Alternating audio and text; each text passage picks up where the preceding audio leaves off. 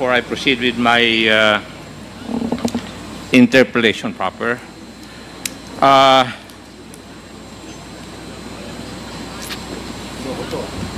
Attorney Pua. Yes, Yeah. sir. Yeah, Mr. Chair. Would it be correct that you stated in the previous hearing na only the Vice President and the SDO know where the confidential funds went? Based on the documents, Your Honor, I would assume so. Did you state that? What I was asked, Mr. Chair, I was asked, Your Honor, I think by Representative Castro, if I knew anything about it. And I said na sa totoo, wala po talaga akong kinalaman sa management or operation ng confidential funds. So if I remember correctly, and the transcripts would probably bear me out, tinanong niya, kung hindi ikaw sino? So I said, I would assume the signatories, Your Honor, of the certifications and of the other documents. And she asked me who. So I said the SDO and probably the head of agency. So yung sagot po ninyo, it's a presumption.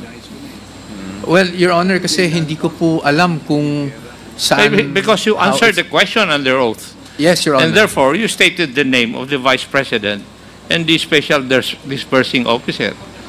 That they're the only ones who know where the confidential funds went. That is correct, Your Honor. No? That is why I asked based you on the documents, yes. whether you stated this statement in the last hearing. Yes, Your Honor. But just to clarify, I mentioned that it was based on the documents, Your Honor, because the documents would point that way. Kasi kung titingnan ko yung statement po ninyo, kung wala nang ibang nakakalam kung saan napunta yung pondo, ay dadalawang bagay lang ang nangyari. Di ba? Kasi either ibinulsa ni VP o ni STO o ginamit sa ibang bagay ni VP at saka ni SDO. Hindi po ba? Your Honor, please, I wasn't... Hindi, yun po yung sagot but ninyo. I wasn't alluding to that, Your Honor. I beg your pardon? I wasn't alluding to that, Your Honor, if I may beg your indulgence. Kasi, Opo. Kowa, correct me if I'm wrong. Di ba? Yung pondo allocated sa office. Tama. Nag-cash advance sila from Land Bank. Tama. Land Bank, nag-cash advance sila doon, dinala sa opisina. Ang makaalam na lang doon ay yung head of office or head of agency at saka yung special dispersing officer. Tama. Di ba ba? At yung special dispersing officer, yun yung mag-allocate kung saan pupunta yung gagastusin yung pondo. Di po ba? Sagutin niyo ako, Kowa. Do you agree with me? Yes. Pakisabi sa mic para marinig po lahat. With your permission, Your Honor, yes po, Your Honor. Yes. And therefore, kung yung liquidation or clearing process ay hindi totoo at bogus, ibig sabihin, nagamit yung pera sa ibang bagay. Would you agree with me, Kowa?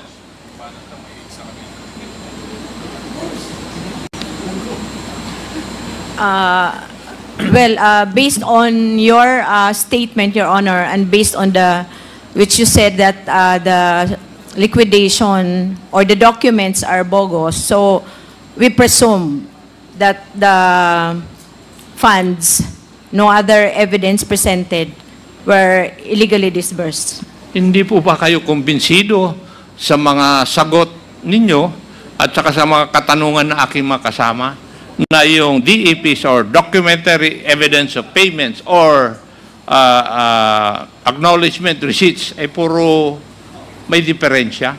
Di po ba?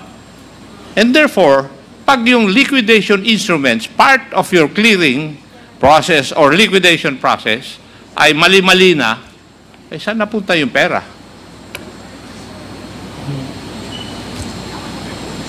Tell me. Dalawang bagay lang po. Kasi dami ko na naimbestigan na ganito nung nasa pulis ako eh. saka sa PCINP? Di ba? Either ibinulsa or ginamit sa iba. Either way, mali. Di po ba? Would you agree, COA? If the liquidation po is bogus, Kasi hindi naman napunta doon sa totoo eh. Doon sa clearing instruments na binigay. Di ba? Kung naibulsa, masama, ninaka mo na eh, di ba? Ngayon, kung ginamit sa iba, technical malversation yun. Would you agree with me, attorney? that is assuming it was not used as confidential expense Eh, po. mali na nga yung clearing instrument sa liquidation process eh. Yung mali yung pag-clear at saka pag-liquidate, what is your conclusion? That the funds were not used as confidential. Supposed to be used. As As it is supposed to be It's used. supposed to be used. Yes. That is the logical conclusion. Hindi po ba? Would you agree with me, Madam Attorney? Personal opinion, yes, Mr. Chair. Ha? Personal opinion po, Mr. Chair, yes, I would have to agree. Ewan ko. Pero kasi sa dami na naimbestigahan ko, ganun ang nakikita ko eh. Kayo naman, ang tagal nyo na sa COA, hindi nyo pa rin nakikita yon.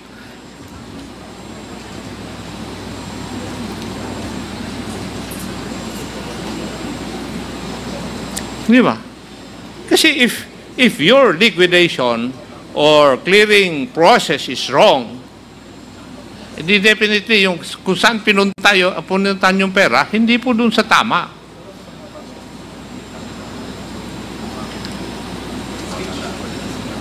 Could you give me an instance na mali yung liquidation process, tama yung pinuntahan ng pera?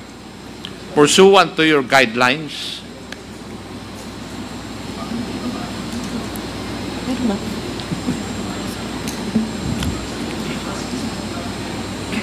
Yun nga po, Mr. Chair, personal opinion,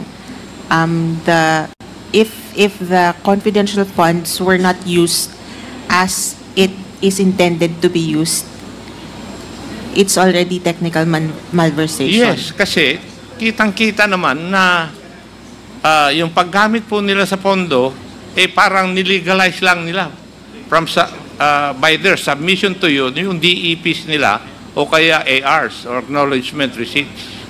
Di ba? Na mali-mali. Would you agree with me? Yes, Mr. Chair. Yes, thank you. Kasi yun ang nakikita ko na nangyari, process eh. Nag-withdraw sa land bank dahil nandun yung pondo na confidential fund. Dinala sa opisina yung SDO. Hindi ko alam. Kaya nga hinahanap namin yung SDO para tanuhin namin kung saan napunta eh. Paano niya inallocate yung pondo eh. But as it is, yung liquidation instruments ay mali-mali po eh. Kaya sigurado ako, hindi napunta sa tama rin yung pondo. And there are only two things na pinuntahan yung pondo. Nagamit sa iba o ibinulsa. Kung ayaw nyo matanggap yun, ako kaya kong tanggapin. Kasi marami na akong dinaanan na investigasyon. Na gano'n. Natameme kayo? Ha? Di ba? Could you please tell us? Kasi marami nangyayari ganito eh. Which, I think, you know. Kasi hindi lang naman doon sa OBP yan, tingin ko.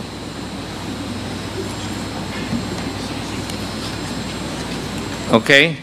So,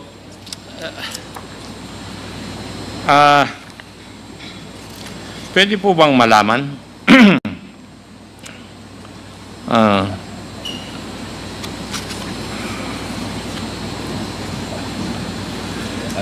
Yun pong mga certification na ginamit po yung security group ni Vice President, tinanggap din po ninyo.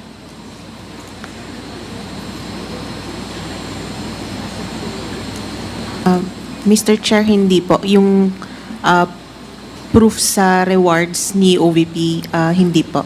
Hindi. Kaya po na-disallow yung payment of rewards. Sa DepEd. Sa DepEd po kasi, parang na-deem namin na independent party yung nagbigay ng certification. So, Pakilapit lang yung... since na-deem namin na independent na group yung nag-issue ng certifications, we accepted the certifications. So, tinanggap ninyo. Opo, Mr. Yung Chair. yung certification galing doon sa office ng Vice President Security Group. Hindi po. Yun ang hindi po namin tinanggap since parang kasama din po ng OVP po yun eh. Pero yung sa DepEd po kasi, ibang party na po kasi yung nag-issue ng mga certifications. Ayun yung natanong na nung last hearing Yes, yung mga Mr. Chair. Philippine Army units Yes, Mr. Chair. na nag-conduct ng Youth Leadership Summit. Yes, Mr. Chair. Yes, thank you.